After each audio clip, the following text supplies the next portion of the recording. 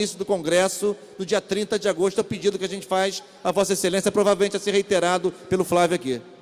Presidente, só reiterando, esse projeto ele está inserido numa discussão mais ampla sobre a importância das bibliotecas escolares. A gente sabe que no Brasil, no Rio de Janeiro, a gente tem uma dificuldade muito abrangente na escrita, na leitura dos nossos estudantes, e as bibliotecas e o estímulo à leitura podem cumprir um papel no sentido de contribuir para superar essa que é uma das maiores dificuldades no processo de ensino-aprendizagem, além de serem fundamentais, evidentemente, no acesso à cultura, na importância do acesso à leitura da maneira mais geral.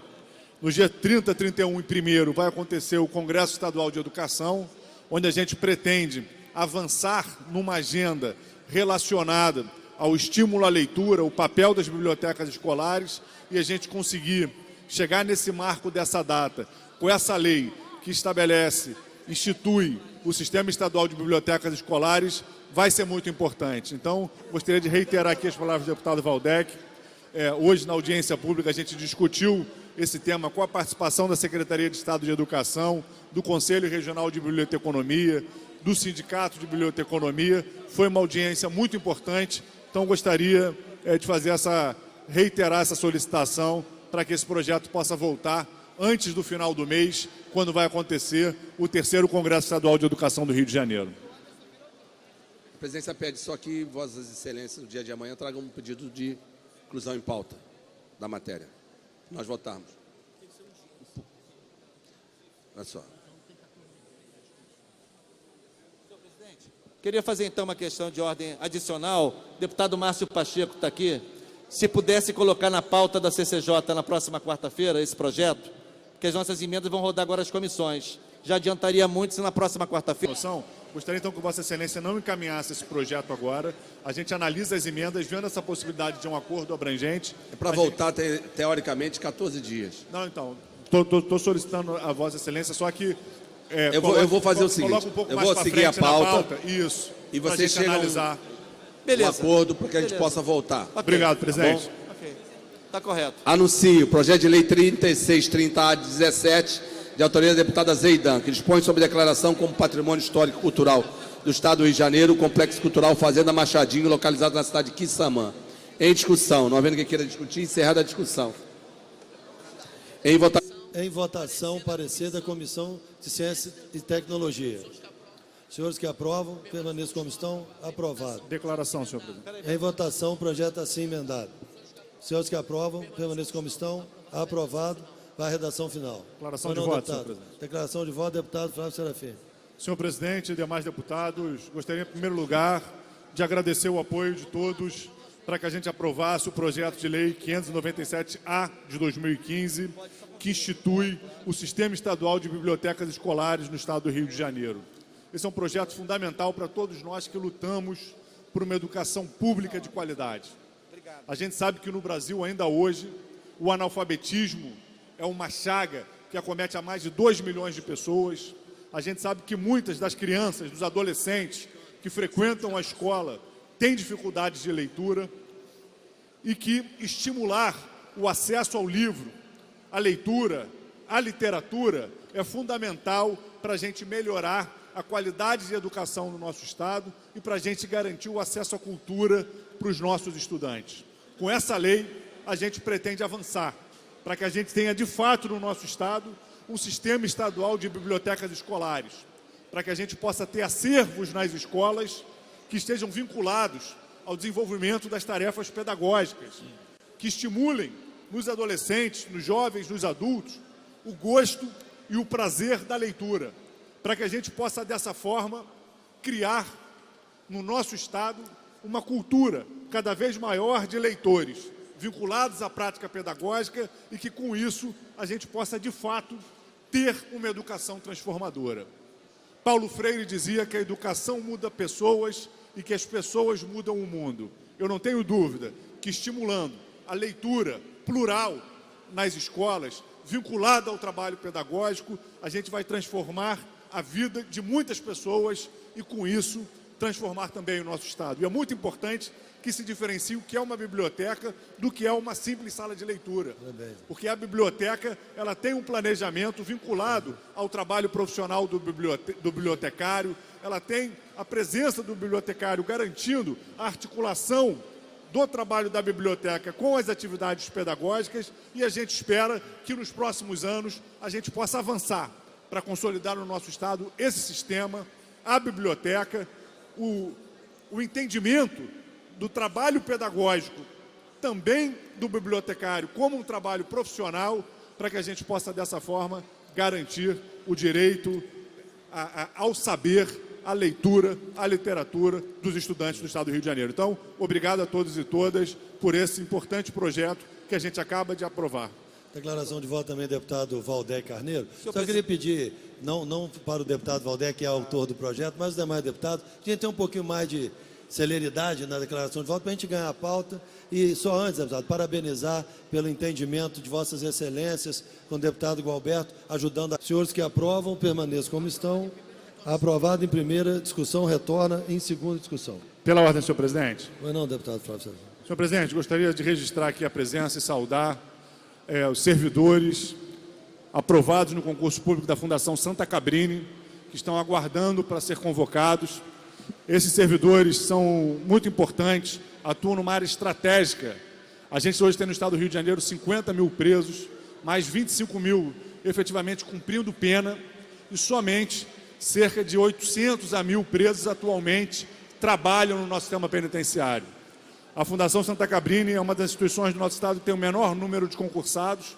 O presidente dessa casa, André Siciliano, tem se esforçado para garantir que esses profissionais sejam convocados, assim como fez com a Polícia Militar, assim como fez com os papiloscopistas da Polícia Civil, e está faltando um entendimento no governo para que essa convocação avance. Então fica aí o registro da presença desses profissionais, o nosso apelo para que essa convocação ande, para que a gente possa ter mais presos trabalhando.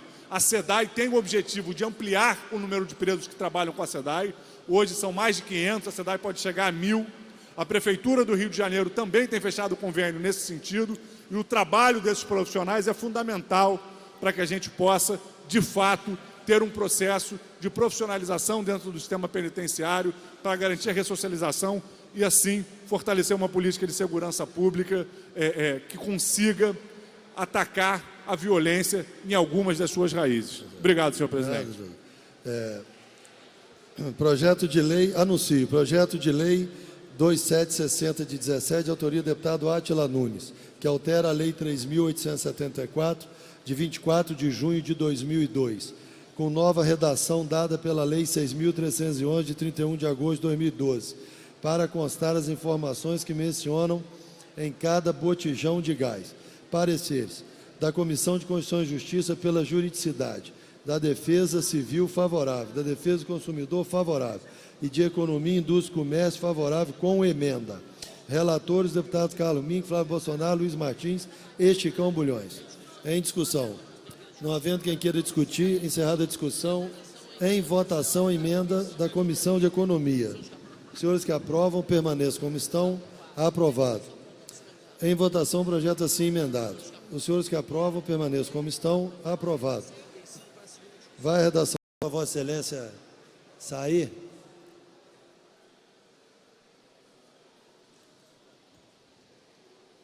Senhor presidente, demais deputados, deputadas, todos aqueles e aquelas que nos assistem pela TV Alerj, hoje eu venho à tribuna para dar continuidade a um debate importante que foi aberto aqui na semana passada sobre o quadro da segurança pública no Estado do Rio de Janeiro.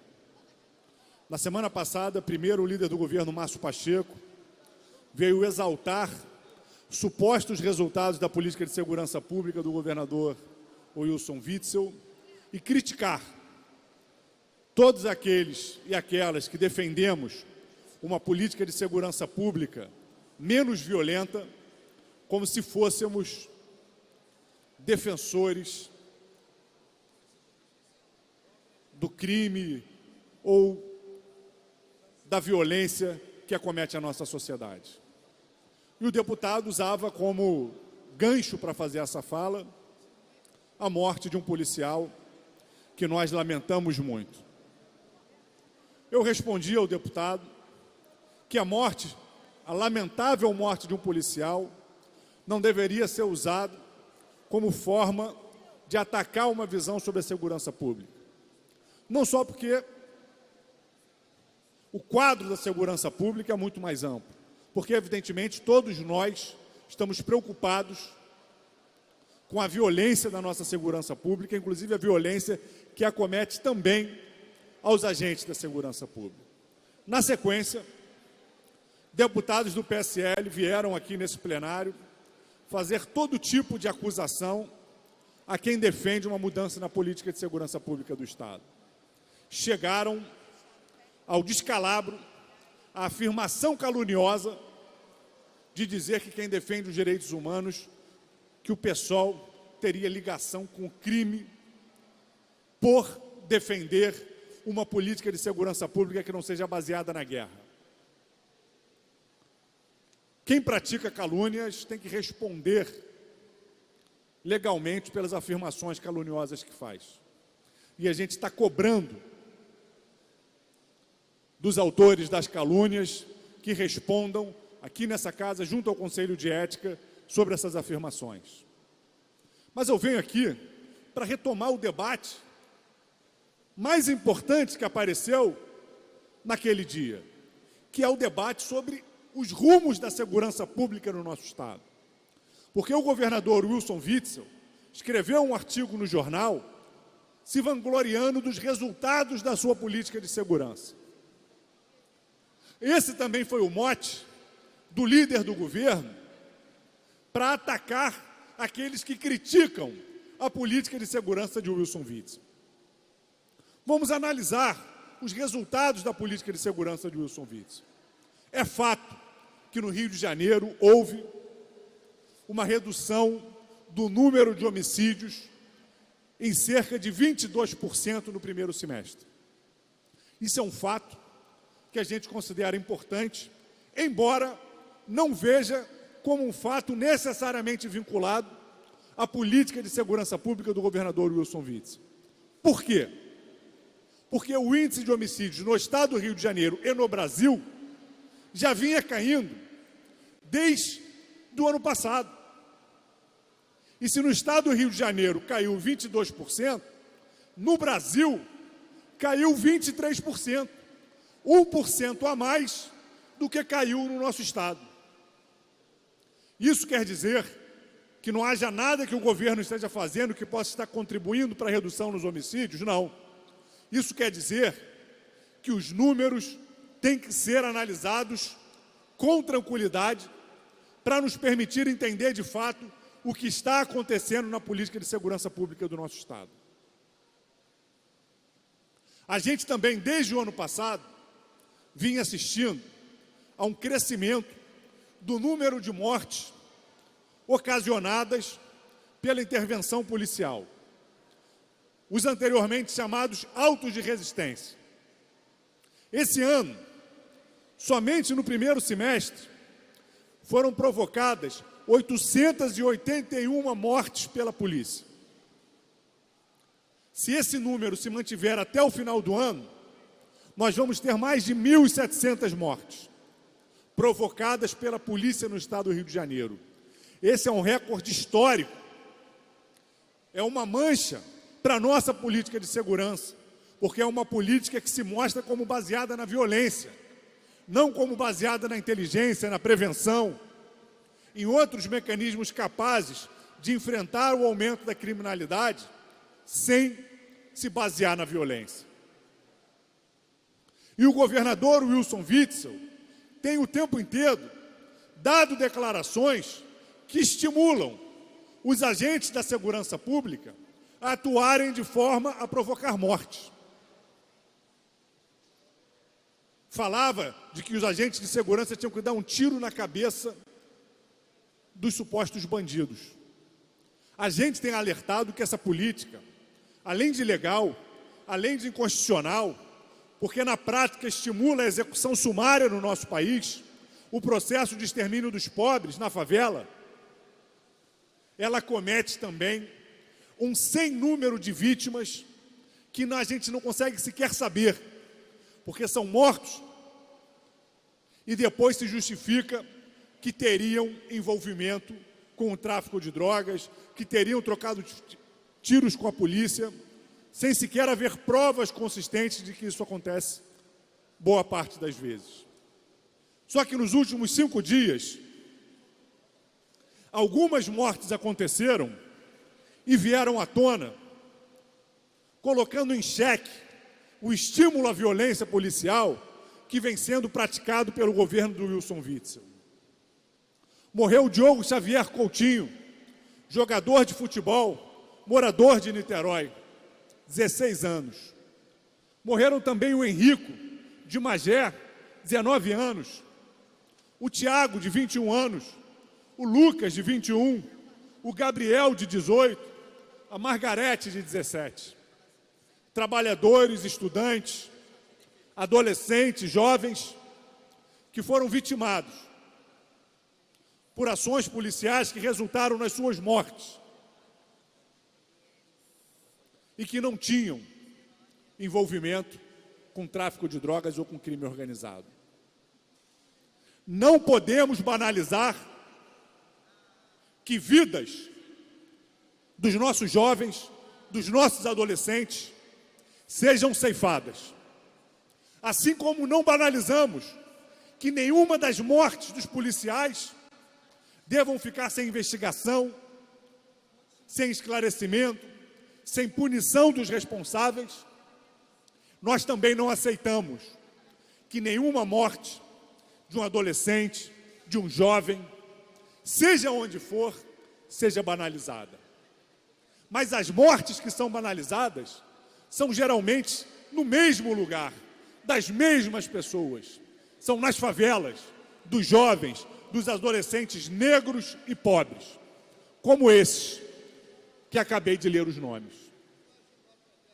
Não aceitamos e cobramos do governador Wilson Witzel que pare de estimular uma política de segurança pública violenta, baseada em tiroteios, que enquanto boa parte das nossas delegacias estão à míngua, faltando até papel, enquanto não há uma política de inteligência para esclarecer um número maior de homicídios, para desvendar a atuação das quadrilhas,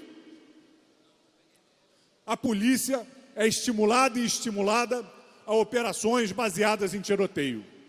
Eu lembro que as maiores apreensões de armas no nosso estado se deram sem um tiro, tanto no aeroporto quanto na investigação do caso Marielle. Investigações que levaram à apreensão de dezenas de fuzis. O resultado das operações baseadas em tiroteios são mortes, mortes e mais mortes. Não dá para aceitar que hoje a nossa polícia, que tem um dever constitucional de proteger a vida, seja responsável por 42% das mortes violentas que acontecem no nosso estado. É isso mesmo. De cada 100 mortes que acontecem no nosso estado, mortes violentas, 40 dessas mortes, 42, são ocasionadas pela nossa polícia.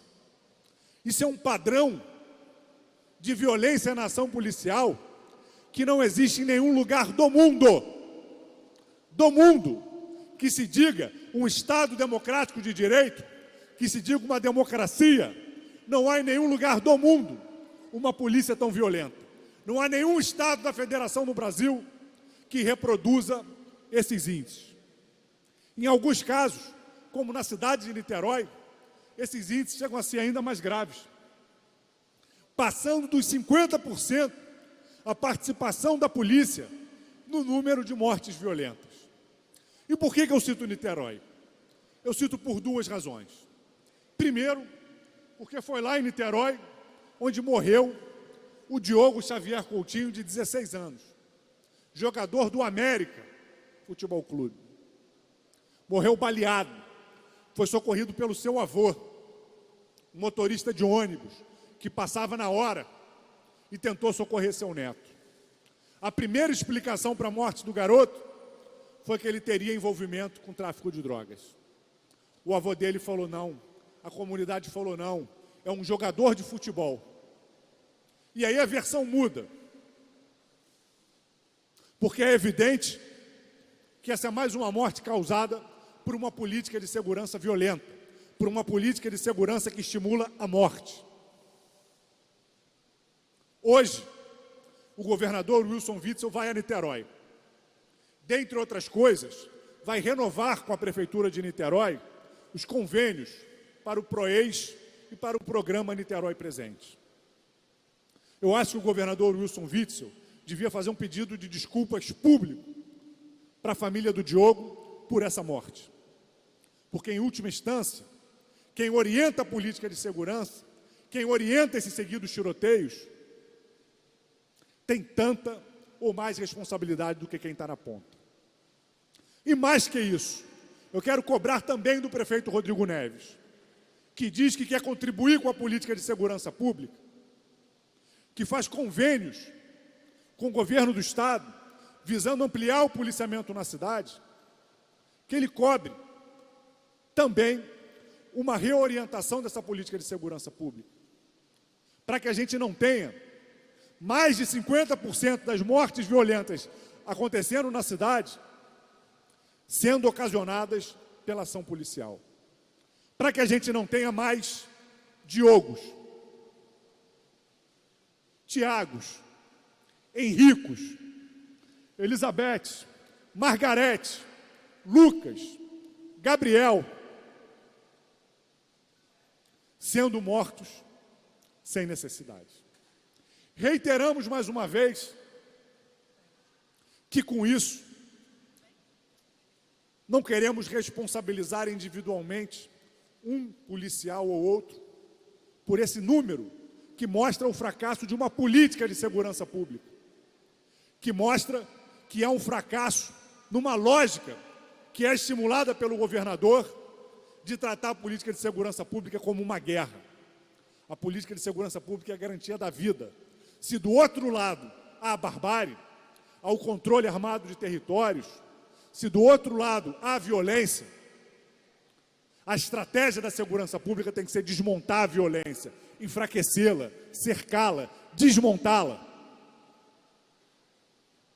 Isso vai preservar as vidas desses adolescentes, desses jovens, e vai preservar a vida também de muitos policiais que morrem, que são feridos, ou que têm que conviver com um nível de violência extremo que poderia ser evitada com outra política de segurança pública. Então, Wilson Witzel, peça desculpas para a família do Diogo. Rodrigo Neves, cobre do seu parceiro, o governador Wilson Witzel, que reoriente a política de segurança. Não dá para aceitar que as forças policiais sejam responsáveis por mais da metade das mortes violentas provocadas na cidade. Com isso, eu concluo a minha intervenção, senhor presidente, mais uma vez lamentando essas mortes, me solidarizando com a família desses adolescentes, desses jovens, me solidarizando com a família dos policiais mortos no estado do Rio de Janeiro nesse ano e cobrando uma reorientação na política de segurança pública. Quantos mais tem que morrer para essa guerra acabar? Essa foi a pergunta feita por Marielle na noite de sua morte. É essa pergunta que a gente traz de novo aqui ao plenário para que ela ecoe e acabe com esse ciclo de violência que toma conta do estado do Rio de Janeiro. Obrigado. Agora com a palavra o deputado Luiz Paulo Corrêa da Rocha, que dispõe de 10 minutos para a sua intervenção.